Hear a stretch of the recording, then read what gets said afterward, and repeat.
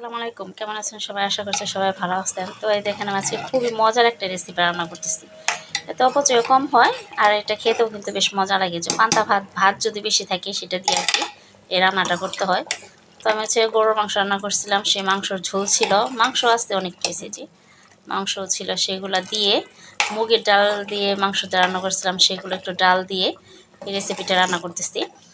এখানে বেশি কিছু দিতে হয় না, মশলা তো তরকারিতে দেওয়াই থাকে, জাস্ট হালকা করে লবণ, কাঁচামরিচ আর একটু হলুদ দিয়ে দিচ্ছি। তারপরে এই যে এটা হয়ে গেলে তারপর সোমবার দিয়ে দেবো। এখন এখানে দিয়ে দিচ্ছি পেঁয়াজ আর রসুন থেতো করে, এটা একটু পোড়া পোড়া হয়ে গেলে এই খিচুড়িতে ঢেলে দেবো।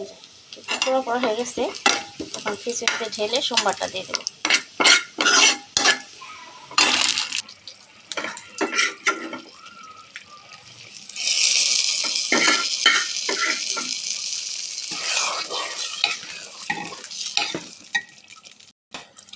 সোমবার দিয়ে দিচ্ছি, এখন হয়ে গেছে আমার খিচুড়ি।